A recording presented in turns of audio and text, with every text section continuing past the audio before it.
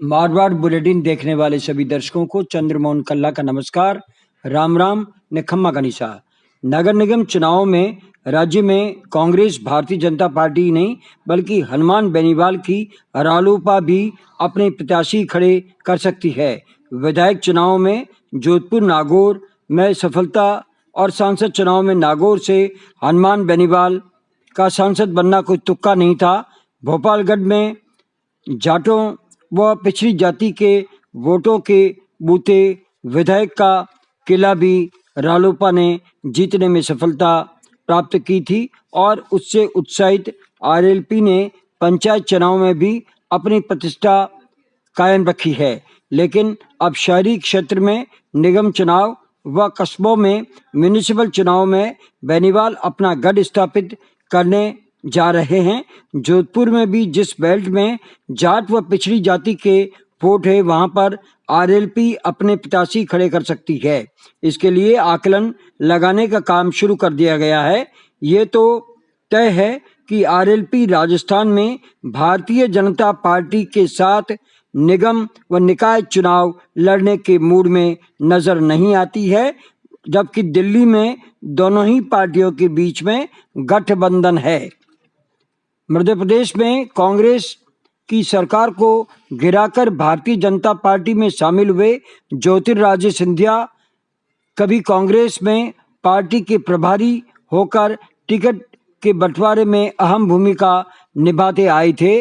वो अब भारतीय जनता पार्टी के स्टार प्रचारकों के 10वें नंबर पर आ गए हैं। कांग्रेस ने इसको लेकर उन पर तंज कसा है। पार्टी का कहना है कि सरकार गिराने से ही सिंधिया का सहारा भारतीय जनता पार्टी ने लिया था, अब उन्हें दरकिनार कर दिया जा रहा है। कांग्रेस के नेताओं का कहना है कि वो कभी चुनाव अभियान में समिति के प्रमुख हुआ करते थे। उल्लेखनीय है कि भारतीय जनता पार्टी ने 28 विधानसभा सीटों पर जो उपचुनाव के लिए प्रधानमंत्री नरेंद्र मोदी, गृह मंत्री अमित शाह, राष्ट्रीय अध्यक्ष जेपी नड्डा का नाम शामिल किया है। मजे की बात यह है कि भोपाल सांसद प्रज्ञा ठाकुर का नाम भी स्टार प्रचारकों में शामिल नहीं होना भी चर्चा का विषय बना हुआ है। कांग्रेस ने फिर कहा है कि जो मुख्यमंत्री शिवराज महाराज के नाम से मशहूर सिंधिया को लेकर के हर भाषण में दम भरते थे, उनका नाम कतार में 10वें नंबर पर लाकर उन्हें जता दिया है कि इनकी औकात भारतीय जनता पार्टी में क्या है।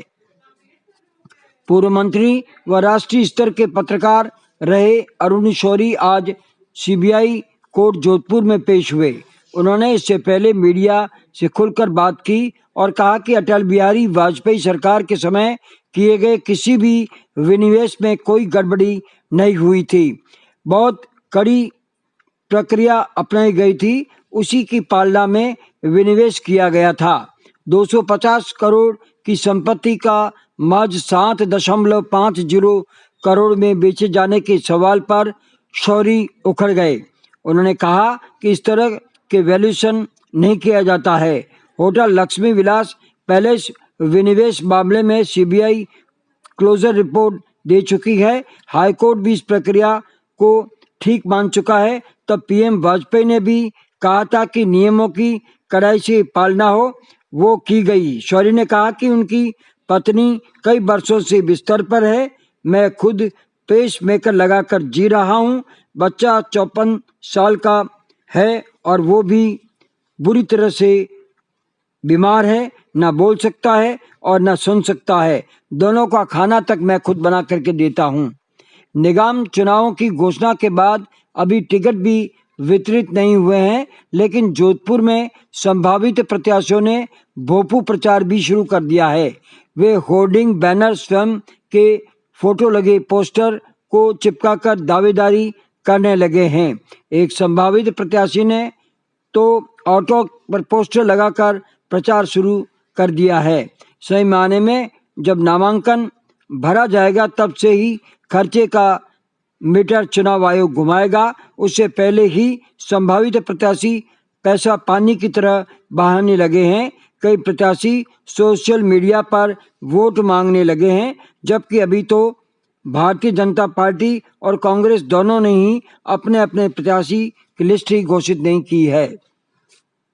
बुधवार को पुलिस महानिदेशक भूपेंद्र सिंह को पुलिस मुख्यालय से आयोजित एक समारोह में परंपरागत तरीके से विदाई दी गई। इस दौरान पुलिस अधिकारियों और जवानों ने उनकी कार को रस्सों से खींचकर विदाई दी, जिसके बाद वे अपनी पत्नी के साथ निजी कार में बैठकर रवाना हुए।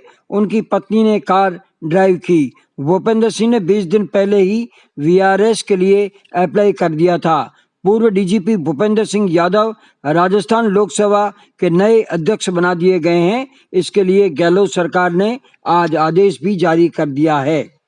जोधपुर में नगर निगम चुनाव के प्रथम चरण के मतदान के लिए अधिसूचना जारी हो गई है। इसके साथ ही नामांकन की प्रक्रिया भी शुरू हो गई है। पहले दिन किसी बड़ी पार्टी ने नामांकन नहीं भरा है।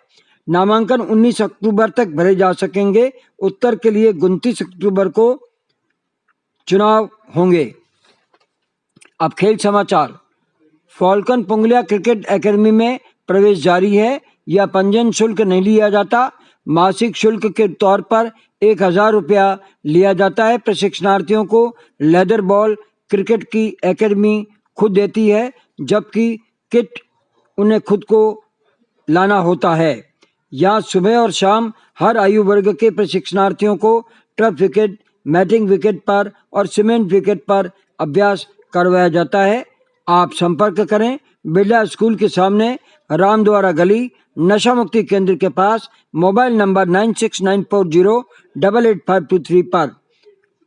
इस पर भी आप संपर्क करके प्रवेश ले सकते हैं।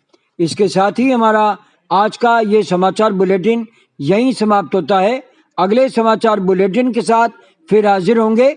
तब तक के लिए हमें आज्ञा दीजिए। जय हिंद।